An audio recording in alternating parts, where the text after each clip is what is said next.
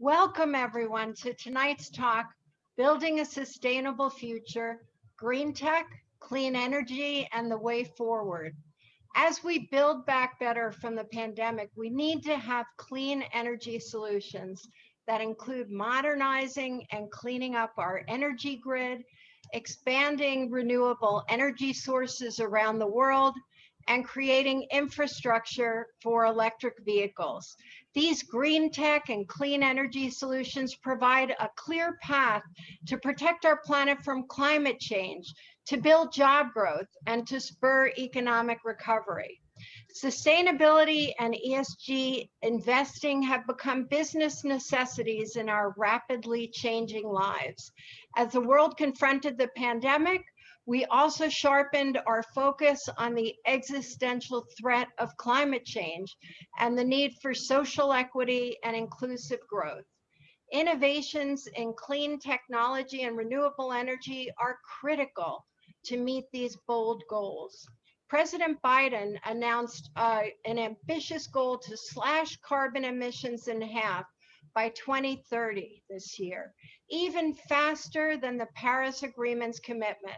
New York State also has an ambitious goal of obtaining 70% of its electricity from renewable sources by 2030. And in New York City, to reduce carbon emissions from buildings, Local Law 97 was enacted as part of the Climate Mobilization Act. It's the most ambitious building emissions legislation enacted by any city in the world.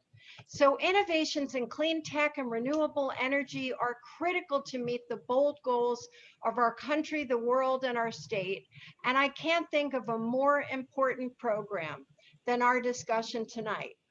First, I want to thank our co-sponsors and the Princeton Club of New York for being sponsor, as well as Princeton Association of New York City, PANIC, Princeton Alumni Angels, Princeton Entrepreneurship Council, and Conscious Capitalism New York City chapter. To discuss this important topic, I'm thrilled to have some experts in the clean energy advisory and investing sectors with us tonight. Rick Andlinger is a partner and chief investment officer at Option 3 Ventures, a cybersecurity investment firm. He's also president of Andlinger and Company, an international private investment and management company founded in 1976. Rick has served on numerous corporate boards, public and private, in the US and Europe. And prior to joining Andlinger and Company in 1999, Rick served as president and CEO of Pure Energy Corporation, a bio-based fuel and chemical company. He's been an investor in and director of clean tech companies in solar panel coating, water purification, electric transmission infrastructure, battery materials, and environmental commodities. He graduated from Princeton and received an MBA from the Graduate School of Business at Stanford. Tom Blum is active in clean tech as an investment banker and an investor, and he has been for 16 years. He's currently a partner of a boutique investment bank in New York City and an active member of New York Angels, Clean Energy Venture Group, and other venture groups. In 2020, he finished a 2-year assignment as an innovation advisor to New York State's Energy Authority, NYSERDA, in their Tech to Market group. He's invested in over a dozen clean tech companies and serves on the board of 2 of them. He's an engineering graduate of Princeton and received an MBA from Harvard Business School. Rich Castle leads the Clean Energy and Sustainability Group for leading urban strategy firm Capilino, working with companies and nonprofit groups to develop low carbon, sustainable business strategies and to facilitate the adoption of innovative building, energy, resiliency, transportation, and water technologies. Rich's clients range from startup companies developing first ever projects to Fortune 500 companies evolving their businesses towards a low carbon future.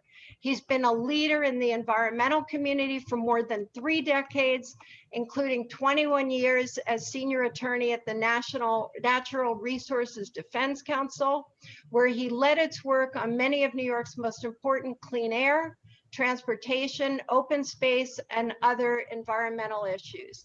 He currently co-chairs the EPA's Technical Review Subcommittee on Transportation and Air Quality Issues, and serves on the board of several environmental organizations.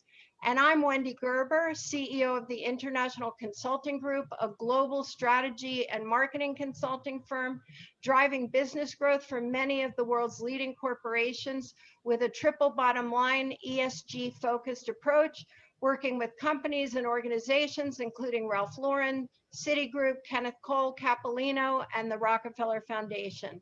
I'm a member of the board of directors of Conscious Capitalism New York City and the Sustainability and Innovation Committee of the French American Chamber of Commerce. I'm also a graduate of Princeton as well as New York University Law School, and attended Wharton as a UBS fellow.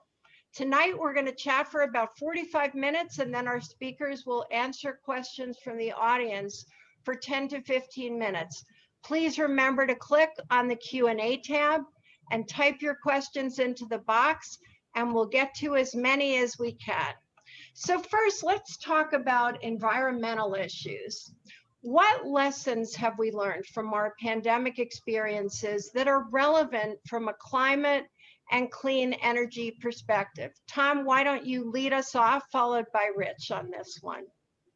Great. Thank you, Wendy. By the way, I could listen to you go on your great introductions. So the pandemic showed us that business as usual and the markets can't solve all problems. And in this case, they were not going to produce the right answer. And I think millions of Americans saw firsthand that a global problem existed that required decisive and unprecedented action. And probably many thought that type of action could never be done. So I think people also saw how scientists use data to draw out the factual conclusions and adjust their course of action. And they also saw that the scientists were right, and that leaders who denied the problem just made the problem worse. So because of the pandemic, I meet far fewer people who deny that climate change is existing these days. And I also think more people realize the importance of paying attention to health and safety and how it's tied to our economic well-being. And therefore, you really do have to address these long-term risks. Rich, how about from your perspective? Thank you, Tom. So, well, first of all, I want to thank the Princeton Club of New York and all the co-sponsors for having me. I did not go to Princeton. I have been to Princeton, New Jersey, but never for school. Really love Thomas Sweet's ice cream. I don't know if it's still there. Yes. I think we all love it. You know, we all heard versions of the phrase "follow the science" over the last year and a half, and so for me, the lessons of the pandemic from a climate perspective really come from following the science. And so what did the science and the data show us? It showed us that the entire globe could go into a near lockdown and global energy consumption would only drop about 4%. And that global greenhouse emissions would only drop by about 6%, not quite 6%. And why is that? And the reason is because at the end of the day, we may work from home, but we still have the air conditioning running. We may not commute to work anymore, but we drive to the store, or a truck brings our groceries to us, and on and on and on. And so what it really taught me, and I'm sure many others, is that there's just no substitute for strong policies that go towards actually decarbonizing the whole structure, our whole economy, whether we're talking about transportation, energy consumption, buildings, industrial applications, and so on and so forth. But that each of us doing our own little, let's just stay at home and hunker down, doesn't actually solve the problem. And frankly, if that's what it took to solve the problem, that would be an unacceptable solution to, I think, most people. So it really underscored for me the importance of all of the policy changes that we talk about as being necessary to retool our economy in a low carbon way. Thank you. Well, so that's an important point about why everybody, corporations, individuals, and the government need to really take action on this. And we did see NASA photos that showed a tremendous change over China. We saw photos in India that really did show a dramatic change, but you're right that it's not enough, and there were still side effects because of the different ways we lived our lives. But one thing that has, I think, energized the world as well is Biden re-engaging in the Paris Agreement and rebuilding that commitment. So I'm very interested in your opinion, and I'd like to hear from all three of you on this one. How important is it to meet the timelines for the Paris Climate Agreement and net zero by 2050 goals, replacing fossil fuels with renewables over the next 30 years? Rick, let's start with you and then move on to Tom and Rich. Well, as you said, Wendy, Paris sets out 2050 as the goal. There are others. The Green New Deal is a little sooner. I'm less focused on the particular date, but a date is a good thing to have to be a target for people, and more focused on getting things going and getting things going in a big way. So whether it's Paris or the Green New Deal or one of the other things, if that's what helps people get focused and get started, that's the most important thing. Okay, great. Thank you. Tom, over to you. Yeah, Wendy, it's really important, and it's not a question of just, I don't know how they come up with how 51 million tons of carbon dioxide a year, gigatons, turns into 1.5 or 2 degrees climate improvement. But the Paris Accord sets the framework for global action, because this is really complicated and it requires new measurement systems, understanding of the sources of greenhouse gases, and an environment that fosters what will be decades of investment, just like it took decades to build up the fossil fuel infrastructure. The roads and the gas stations didn't appear in 5 years after cars were invented. It's going to take decades of investment to implement lower carbon alternatives. So the targets seem impossible, but it underestimates what I think humans can do when they really believe there's a call to action. Okay, thank you. Rich, what are your thoughts?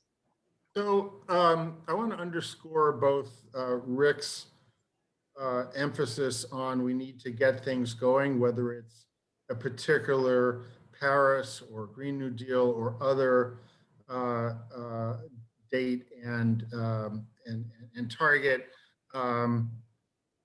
or the need to sort of build up over decades that Tom has raised.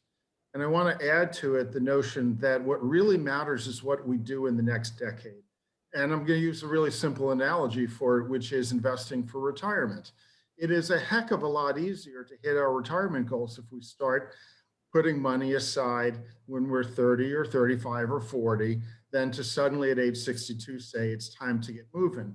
And so for me, the most important piece of these goals is not so much to say what's the exact goal, but what is the step-by-step piece that we need to do to get there. And it's important to get started now, not just because it's investments over time, but also because a ton of carbon removed from the atmosphere today has more value over time, just like an investment in a share of Apple stock will have more value over time. And so these goals are all critical. But the most important thing is getting going and sticking to the plan and finding those early opportunities for greenhouse reductions, especially at scale, so we get ahead of the curve. Thank you. And I love your analogy of retirement. And that's really kind of for our own retirement, what can we do to be able to accomplish that? But what we're really looking for in driving the course to try to reduce emissions is for our children and our grandchildren to be able to have a better world. So it's even bigger than that, and it's so important that we start. But I think we would all agree that current progress towards the Paris Agreement goals and achieving net zero carbon has been slow. However, the recent explosion of net zero commitments from companies, financial institutions, and countries certainly provides a lot of optimism. So, Rick, I'm curious, what are the challenges of this goal, both from plotting its course initially to financing the ambition to see it through? Well, this is all good news from prior eras when you have some of the entities that you've talked about, Wendy, putting up commitments. So that's all positive. The challenges are huge. And now, in a shameless promotion of Princeton, a few months ago, Princeton released a report called, it was Net Zero Emissions by 2050. And it's a 300, almost 400-page thing. And it was in conjunction with a number of the entities, Princeton plus University of Queensland in Australia. It was funded in part by BP and ExxonMobil. And what it does, it looks at this very issue. And what they determined was it's possible. It is possible. And it doesn't necessarily take gee whiz amazing breakthroughs that we can't even imagine right now. It will take some changes of behavior. It will take consistent investment.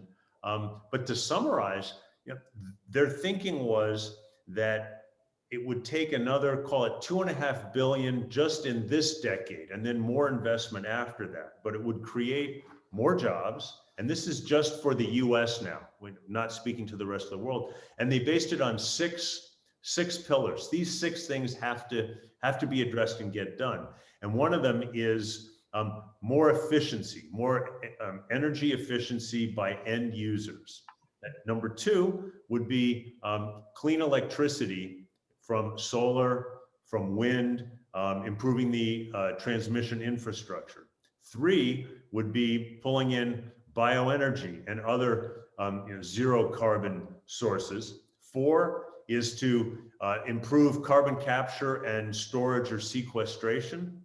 5 is to reduce non-CO2 emissions. It could be methane or other reactive greenhouse gases. And the 4th one is more enhanced land sinks, forests and that type of thing. But looking at those, and I won't go into all the details, you can Google net zero emissions and you can go read the whole report yourself, but it's possible and we need to focus on getting these things done.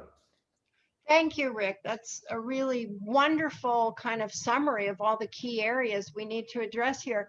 Was that report done by the Andlinger Center as one of the entities? Well, it was the Andlinger Center, it was the Carbon Mitigation Initiative, it was High Meadows Environmental Institute, that all different aspects within Princeton contributed to this. Okay, so I just wanted to give a kudo to Rick, whose father founded and funded the Andlinger Center, which is really the foremost institution of its kind in the environmental space across the globe. So a tremendous initiative, and it's well said the way you highlighted what some of the key initiatives are that they're driving to with the net zero emissions report. So thank you for that. Well, I work with a lot of companies driving and developing their ESG strategies and helping them execute them. And one of the things that the global pandemic highlighted is the value of these ESG, and to define it for people who are not familiar with the term, environmental, social, and corporate governance considerations in the capital markets in this case, amplifying the call for more standardized, comprehensive and actionable measurements to improve transparency. But one of the biggest challenges that I find and many corporate leaders find today is the lack of standardized ESG and sustainability measurements and disclosures. There's almost an alphabet soup of different reporting platforms between GRI, SASB, TCFD, et cetera. Europe seems to be a real first mover on sustainability. In 2015, France became the first country to introduce mandatory climate change related reporting through the TCFD. So how can we get greater consistency so everyone has the same compass or framework for reporting? And how do you evaluate investments without this standardized framework? Tom, I'd love to start with you and then move over to Rich. All right. So, well, my investment group has a explicit requirement that companies show their greenhouse gas reductions. So that's built into our investment criteria. Regarding the ESG and the common frameworks, you know, that's a work that's going to take years. There are companies like CSR Hub and numerous other scoring and rating systems, but this is even more complicated than credit ratings, which are often based off of financial numbers that come right out of audited statements. That ESG evaluation is more subjective. A lot of times companies are doing self-scoring. It is, but more and more investors are asking for this, and portfolios are evaluating themselves on the weighted average score. So corporate officers, CEOs, CFOs are paying more attention to the scores and what they can do to impact their scores. I'll come back to the greenhouse gas calculation a little bit later, but okay, great. Rich, we'd love to hear your thoughts. So I'm really interested in what's happening in the UK right now, where the government has launched a consultation on introducing mandatory climate-related financial disclosures for publicly traded companies, for large private companies, and for LLPs. It's set to come into effect in April of next year. I think, you know, while the details are still TBD, I think there's no question that if they go forward with this, it's going to set some real benchmarks for how to do these sort of disclosures that'll be worth watching. So I would recommend that people who are interested in this issue watch what the UK is doing very closely. Okay, terrific. Thank you. So we have such an esteemed group of panelists today that you'll see throughout the evening, we're going to go into a couple of comments where each person can tell their key initiative in that area. So one's coming up right now.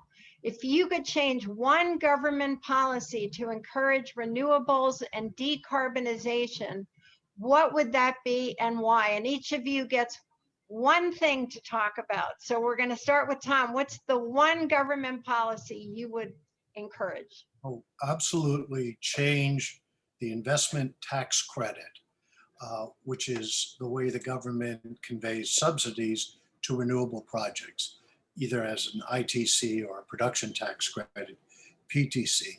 But both of these require renewable project developers to partner with the wealthiest people and companies in the country, because it's a tax credit that has to be applied against somebody's tax bill. So it's a very discriminatory barrier for small developments. It's the opposite of climate justice, because if you have a church, you can't use an ITC, you have to sell it to Goldman Sachs. And I believe that the tax equity investors are taking the least risk and getting the safest, most dependable, and biggest returns in the renewable sector, and they're sucking away the benefits. So change the investment tax credit to a direct grant. Okay, thank you. Rick, what about for you? This one's easy. We need a price of carbon in the US, so I say carbon tax. Okay, and Rich, what do you think needs to change policy-wise? Transportation is the largest source of greenhouse emissions in the US. We need a low carbon fuel standard applied at the national level, which would create incentives to shift towards lower carbon liquid fuels for the vehicles that are on the roads today, would create a multi-billion-dollar pot of funding that would be available to those who want to invest in zero emission vehicle development and infrastructure, whether that's hydrogen charging or battery electric charging, and it would create a financial disincentive for using high carbon fuels like gasoline and diesel. That's my pick, since tax credits and carbon taxes have already been taken. It would be my pick anyway. All right, well, that's great guidance for the government, and we'll have to try to get your viewpoints down to them. Let's talk a bit about the E and ESG, environmental issues. Tom, Clean Energy Venture Group has a large portfolio of green tech investments. What are some of the key sustainability initiatives and investments your portfolio companies are focused on now? Yes, so we require companies as part of their application to show a business case where they can reduce greenhouse gases 2.5 gigatons by 2050 in aggregate. And we help them with that calculation. It's a little different than the crane calculation that a lot of groups use, that was developed by Prime Coalition and a number of other groups. So that the CRANE stands for Carbon Reduction Assessment of New Enterprises. And you can find out about it at crane, C-R-A-N-E tool.org. But it's a method of assessing this. And we'll look at any technology, but it has to have a reasonable shot at moving the needle. Okay, great. And I wanted to share with our audience that we'll be sending a follow-up email after this talk, both with the recording to the talk and also with some resources such as Crane that our panelists suggest that you look into for more information about the topic we're covering today. As we look for alternative fuel sources, ethanol is domestically produced, an alternative fuel most commonly made from corn. So I'd love your perspective, and this is another question that will go to all three of you. Is corn-based ethanol a green product? And how will adoption of electric vehicles impact the blending mandates? Tom, let's start with you. Well, I remember corn ethanol was created to enhance fuel security in the US when the US was importing a lot of oil. And it was also sort of a payoff to Midwest farmers for political purposes. So it was never meant to reduce greenhouse gases, and I don't believe it does. I believe it's either neutral or actually greenhouse gas positive. Whereas cellulosic ethanol and sugarcane ethanol is a significant reduction to greenhouse gases. Okay, and Rick, what are your thoughts about this? Well, I look at ethanol as the only oxygenate that made any sense to use in the summertime to replace MTBE, which oil companies could make easily in their refineries, could transport with the gasoline in the pipelines. The problem was when it got into groundwater, it went into the groundwater. So if we're going to get rid of that and we still want less evaporative gasoline in the summertime, right, what do? Well, we can oxygenate for less ozone with ethanol. So yeah, I think it was that, and it was what Tom said. So I kind of like ethanol 2.0, which is the cellulosic stuff made from waste, made from non-food products as the way to go there. And we're going to have liquid fuels for a long time. No matter how fast we electrify, there's still going to be some liquid fuels. So yeah, I think it's green, and I think there's a role for it. Okay, and Rich, what are your thoughts on this?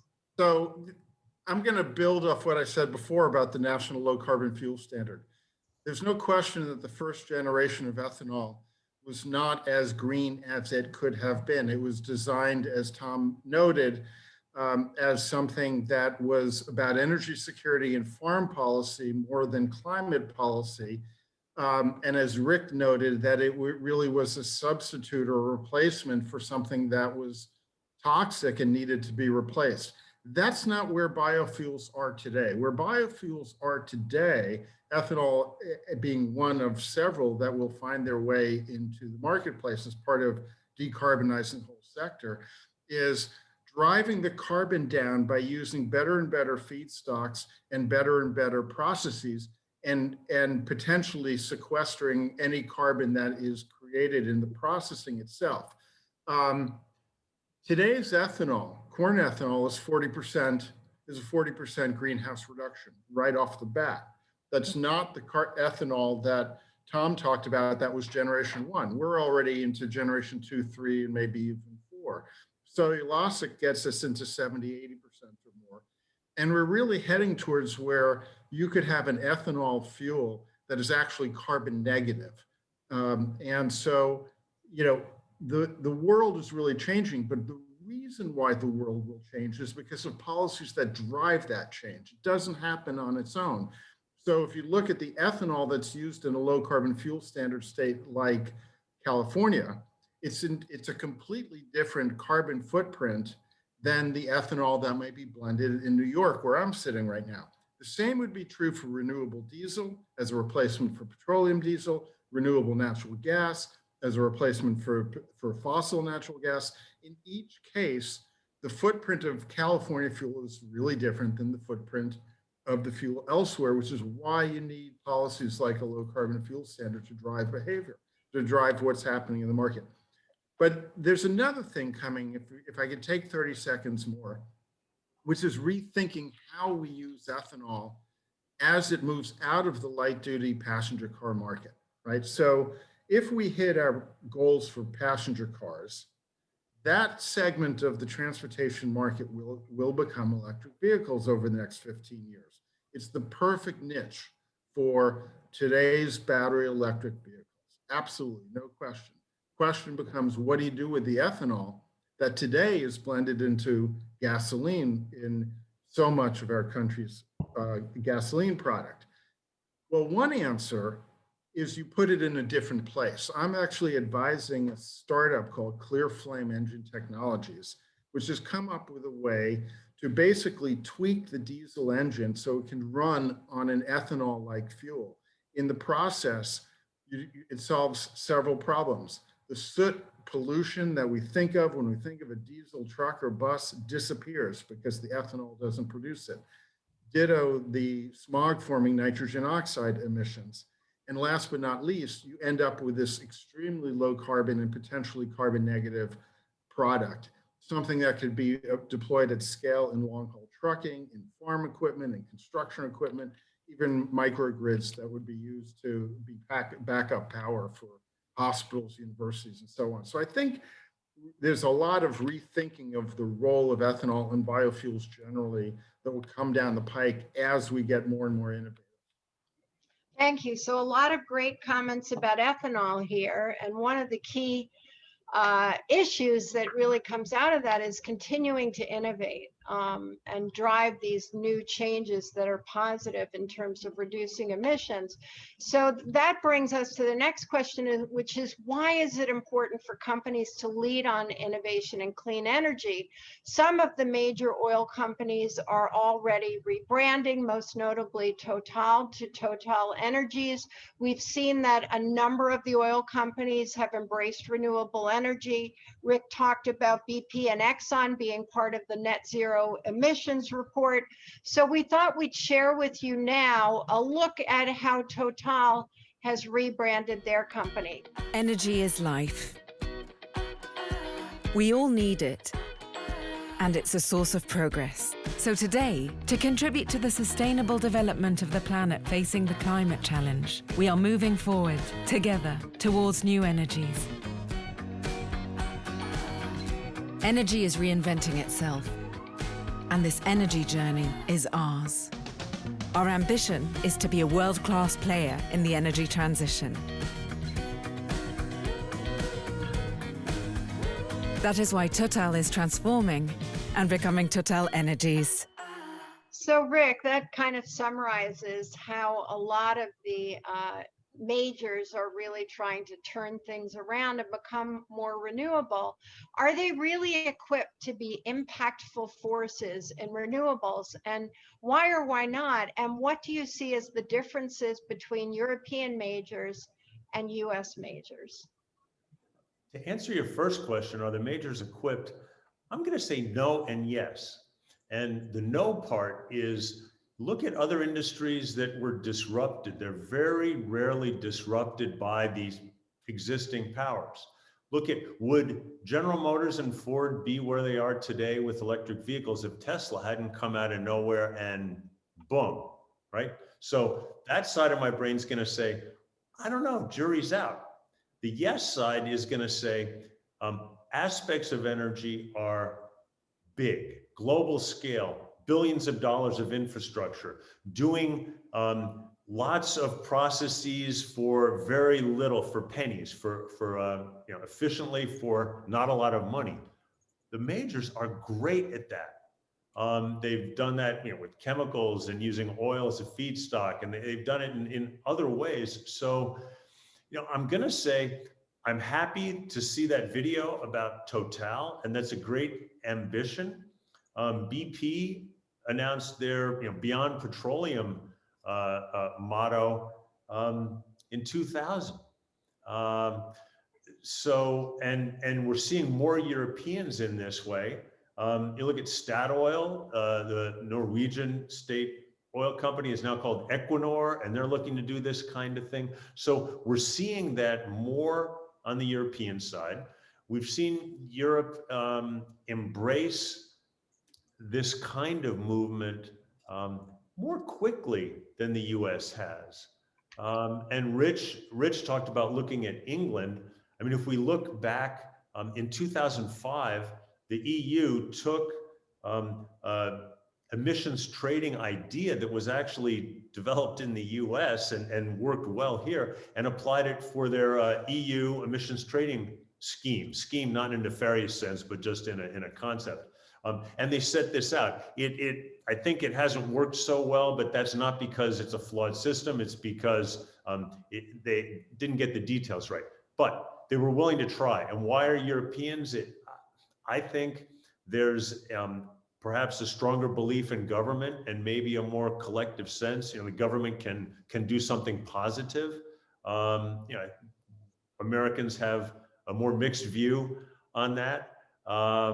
But overall, I think that the majors will play a role.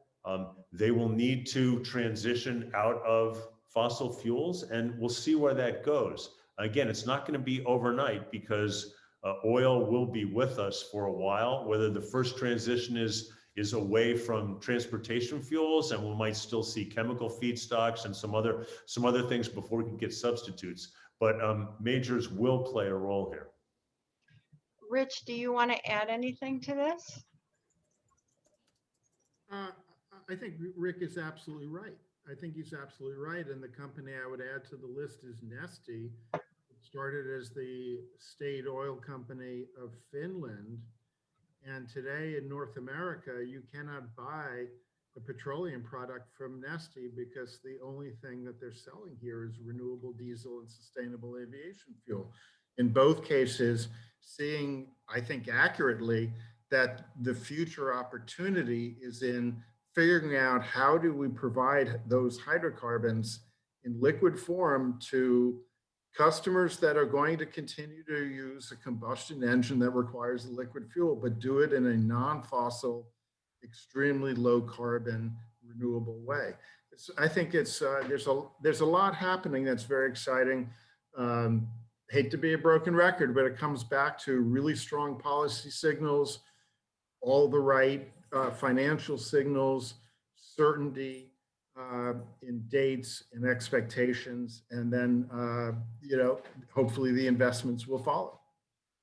Okay, so Tom and Rick, you're involved in the investment sphere on these issues. What are some of the new green tech and clean energy initiatives in the pipeline that really have you excited? Tom, you can start. Well, I'm pretty excited about lithium metal batteries. And I've been funding a company that's going to enable this technology to really take off. While you hear all about lithium ion batteries, the initial inventors who won the Nobel Prize started with lithium metal. And they couldn't make it stable enough, so they created the lithium ion battery that we know today. So that's one. I could go on for an hour. I don't see how we can have a stable grid without more nuclear energy. So I support those companies that are working on safe, smaller nuclear with modern technology rather than the 50-year-old technology that existing plants have. Because I just don't see how we're going to have 24/7 power, backup, and resiliency with about 20, 25% nuclear in the power grid. And we're going to have to start replacing the old plants that are being taken down. Thanks. Rick, what are your thoughts? My money's in material sciences to come up with new compounds, and some of that would roll into some of the battery concepts that Tom has talked about. But also when we look at production processes of basic materials that we use, looking at low carbon or no carbon ways to make metals, aluminum, steel, to make cement, which is used everywhere in all kinds of infrastructure. So there's some really interesting and promising technologies and some breakthroughs that are coming there. So that's what I like. Okay, terrific. Thank you. So Rich, you lead Capilino's sustainability and clean energy practice, and New York City has adopted arguably the strongest green buildings law in the country.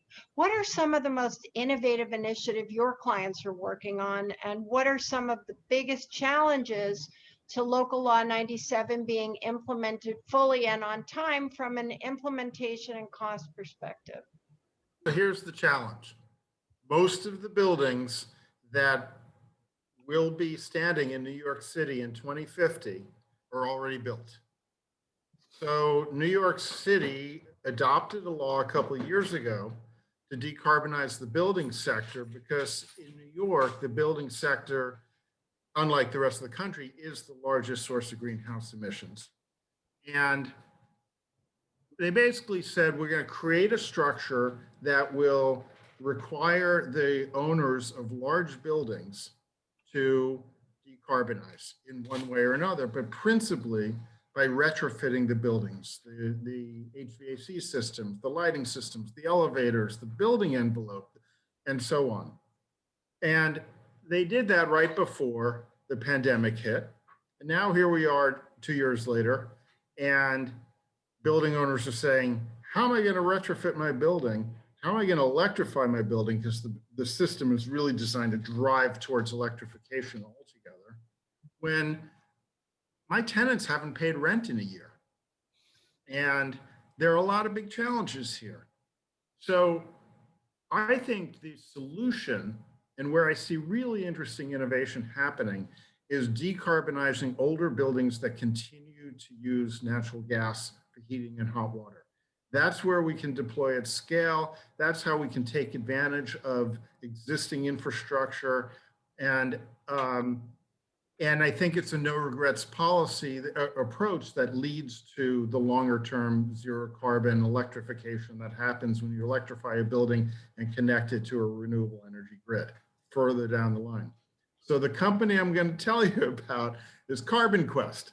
And Carbon Quest is this great startup that has come up with a way to put carbon capture down, scale it down to a building scale level.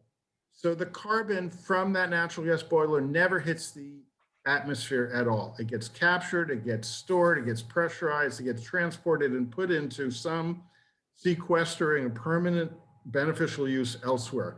It can help decarbonize the concrete that Rick talked about. It can decarbonize wastewater treatment, aquaculture. There are other uses. I think it's really exciting. The challenge, though, is that the law itself needs to be much more nimble and flexible in how it's implemented, because we want to be a magnet for innovation. But we can't be a magnet for innovation if building owners don't know that they're going to get local law 97 credit when they use that new technology. I'm confident that the next administration is going to tackle that problem and it's going to solve that problem. Looking forward to see how that happens. Okay, terrific. That sounds very innovative. So we're going to go quickly through a couple more questions because I see some wonderful questions that our audience have put into the Q&A. So please remember, add your questions into the Q&A because we'll be getting to them shortly. Rick, developing these new technologies is one approach, but how do we address any behavioral changes that people may need to embrace? What evidence is there, if any, that society is embracing these changes? Wendy, this is the hardest part, is to get people to change their habits or change how they perceive a product or a service. And if it's inconvenient or different, there's going to be a lot more reluctance. And so in some areas, we've seen really good progress. And I come to Tesla again, but look at what they've done with the electric car. Suddenly, lower maintenance, fastest car in the world, right? Just cool, right? And where it delivers better. You look at the new Ford F-150, more carrying capacity, faster, again, less maintenance, all this stuff. Suddenly it's a better product. Yeah, it happens to be cleaner out of the tailpipe. A lot of consumers aren't focused on that, but if you can get all this other stuff, that's great. I wish every product and every solution was that good. It's not going to be. So I think the hard part, we're going to need to see consistent will by the voting public and the governments that we vote in to address this in a long-term consistent way, because we can't go every 4 years, yes, no, up, down, yes. We're never going to get there. So we need a consistent view from the nation that this is important enough to survive any regime. Okay, and before we get into our audience questions, I want to talk very briefly about investment. Clean Energy Ventures' first green energy fund was significantly oversubscribed to the tune of 110 million when the fund was seeking 75 million. How does the current wave of clean tech investing differ from 15 years ago? Tom and Rick, love your thoughts. Well, both Rick and I were early movers and we paid a price. The venture capitalists thought of clean tech as the third leg of the stool. You had infotech, biotech, and you were going to have clean tech.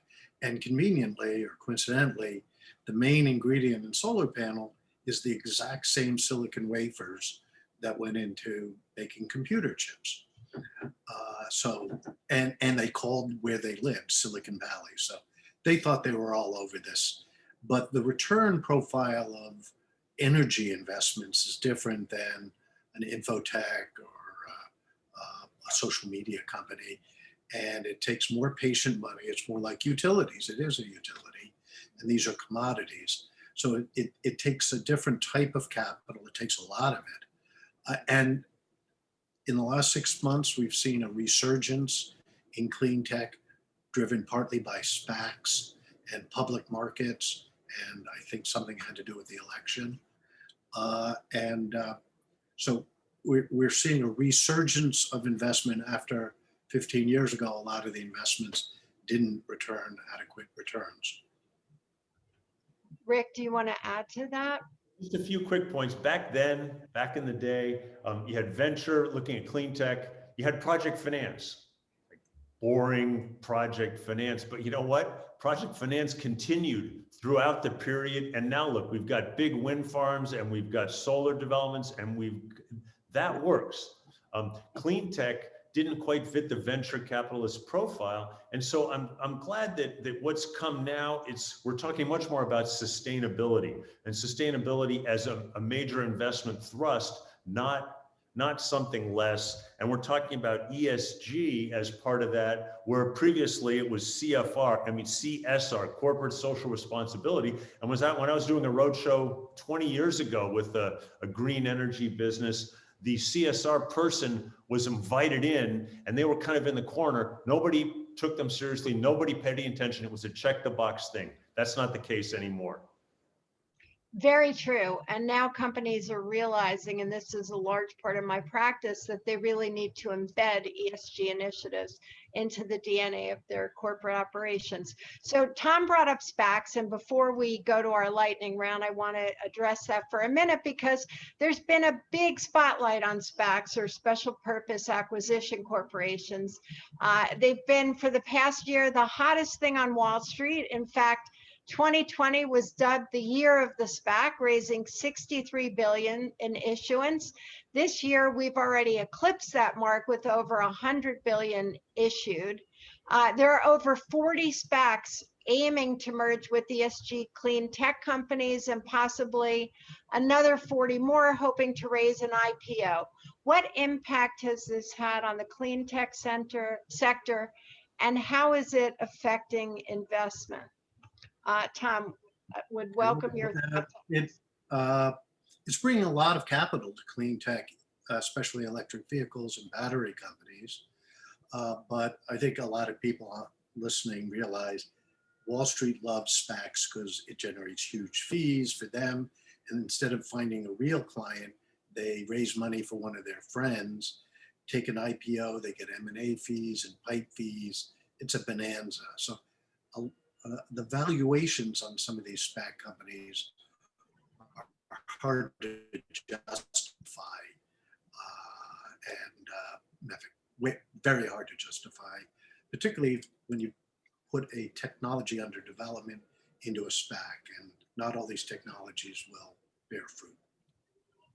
Okay, thank you for that realistic depiction of what SPACs do and the costs associated. So now we're going to go to a lightning round, and I'd love to hear from each of you.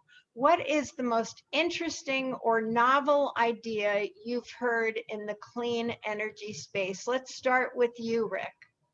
I will say a company called Elysis, which is a joint venture that was founded by Alcoa, and it has a technology to make aluminum with no direct greenhouse gases. So I think that's pretty cool because you get the benefit of that, and you get lightweight aluminum to be used to create more efficiency in other products. So that's my quick answer.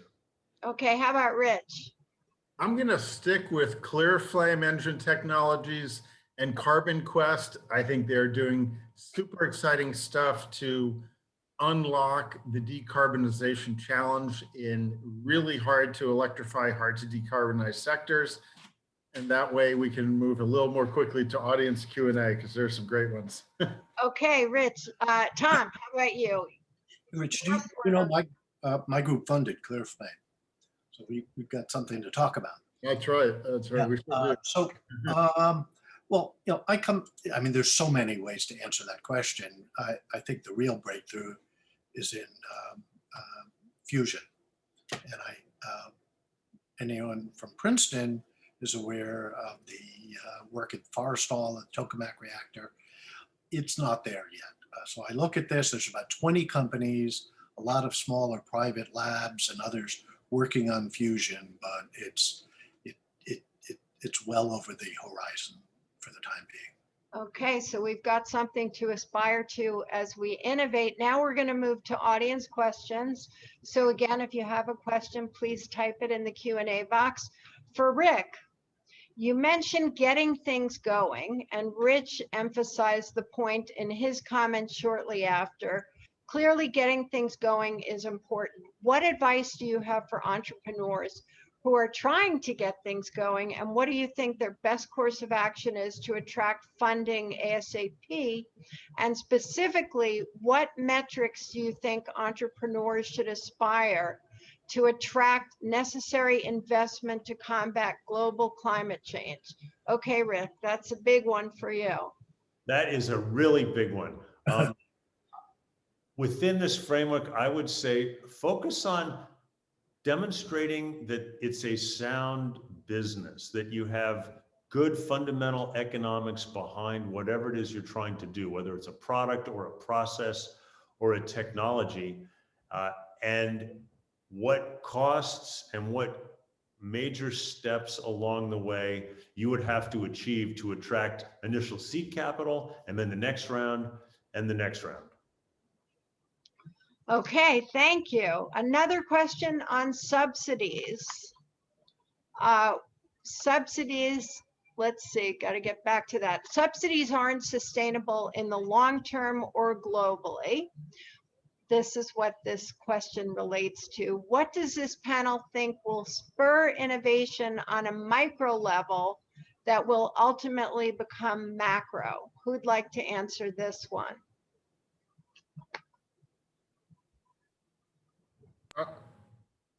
Anybody? I see Tom's hands up, so I'll let him go and then I'll follow. Okay, sounds good. What consumers do, so the question is often, what can an individual do? Well, the first thing is vote. Use your power of your vote to vote for people who support the legislation. So while the subsidies are absolutely necessary and appropriate, and look how we've benefited. The subsidies on solar panels, particularly the feed-in tariff from Germany, and then the US created a market, and then a lot of capital went in China, and now solar panels are, which were $4 a watt, are now 22, 23 cents a watt. A change that actually almost nobody saw coming. But to get that, you had to have a market and demand. So some of the demand can come from subsidies, others can come from your consumer choices to pick products that are low carbon, even if they're a little more expensive. Okay, Rich, did you want to add on To to create that? the market demand. Thank you. Yeah, I will. And I'm going to suggest a different way of looking at the issue, which is that we've been subsidizing fossil fuels for more than a century. I agree. Subsidies are not sustainable in the long term or globally. We've been subsidizing oil and gas for a century, and look where it's gotten us. It's gotten us to all the climate and other environmental issues that we're talking about tonight, and we think about all the time. So I think that I agree with the premise of the question, which is that they're not sustainable in the long term or globally. And I would suggest, though, as we transition to a low carbon economy, that we find ways to shift this subsidization of emerging industries from last century's fossil industries into next century's renewable and low carbon and zero carbon technologies. Thank you. So our next question from John Roberts is interesting because it's talking about intersectionality. So building on the intersection of climate and transport that Rich highlighted, we're starting to see work across traditional policy discipline silos. For example, creating and funding a new Office of Climate Change and Health Equity at HHS.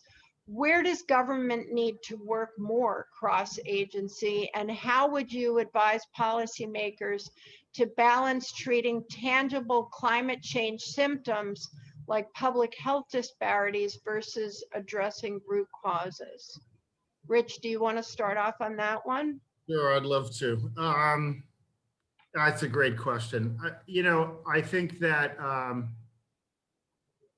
one area that I would like to see much more confluence is in the bringing together of the safety side of transportation policy and the environmental side of transportation policy. We have probably somewhere in the order of 30 to 50,000 transportation related premature deaths a year in this country every year from air pollution. We have a significant number of deaths every year from car crashes and fatalities related to those crashes, whether those are drivers, passengers, pedestrians, or bicyclists. There's a lot of common cause here at the policy level, getting DOT, NHTSA, EPA, DOE, and some other agencies all thinking about this issue together would probably lead to some changes in policy and then vehicle design that would reduce both categories of premature deaths. That would be my first pick for where we can bring silos together. Okay, terrific. And we have two questions about storage. One is about seasonal storage, and the other is how should we compensate energy storage? And I'll add to that, we've had some significant weather events, for example, Texas in February.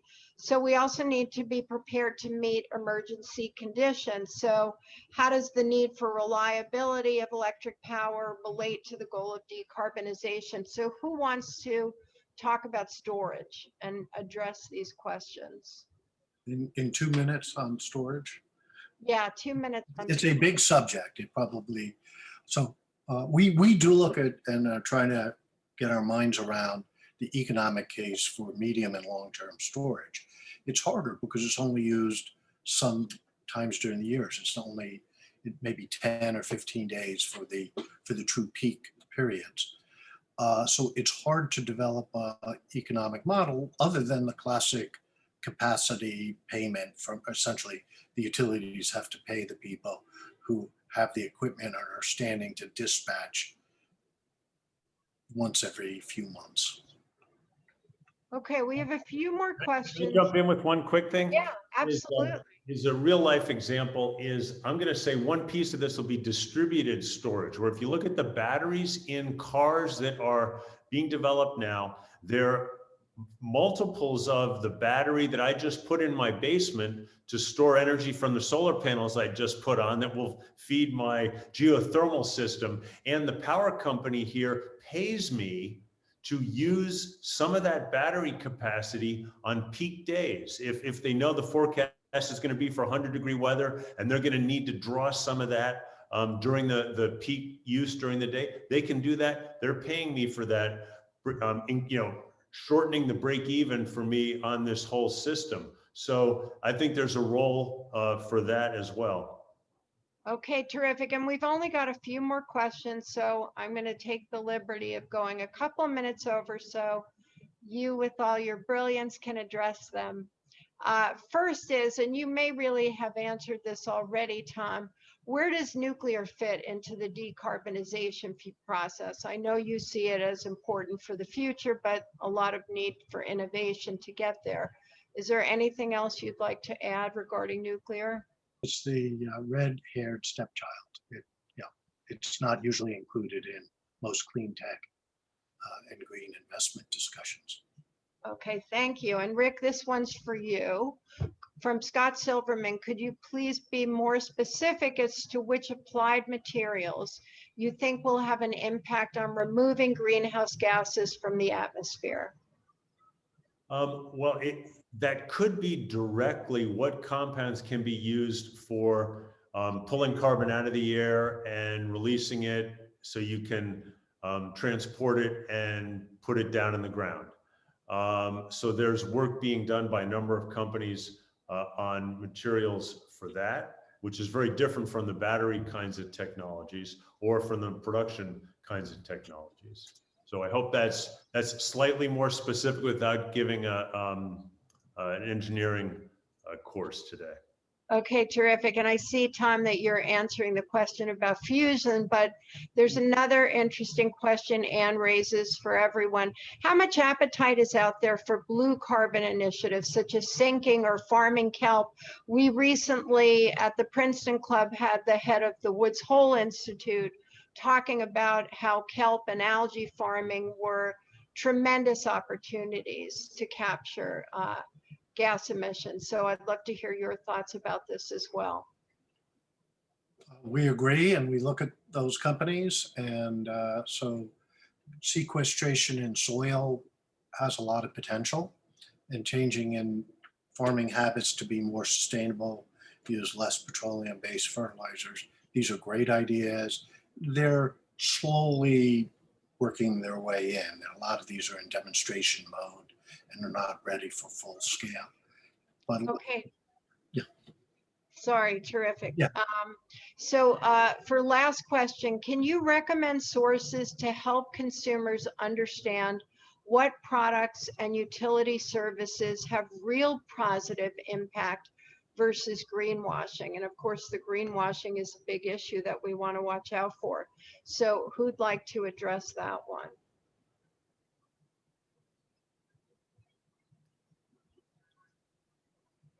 Rich, I see you chomping at the bit, Rich. Oh, let's get a point to Rich. And I was thinking to myself, there's this great website that when my kids were young, but they're 18 and 20 now, we used to go to all the time for to answer these questions about every possible consumer product we ever bought. And I'm having this like brain freeze moment right now. I can't think of the name of it. All right, well, the good news is that Before you called on me, I was furiously typing away to try to find it. well, the good news is you can share it in our follow-up email. So we'll look to you to share that with us. And certainly greenwashing is a critical issue. And why, as Tom mentioned, we're striving to arrive at common metrics and common reporting platforms so that the public, investors, et cetera, have a consistent set of standards. So I really want to thank you all, our audience, as well as Tom, Rick, and Rich for joining us tonight.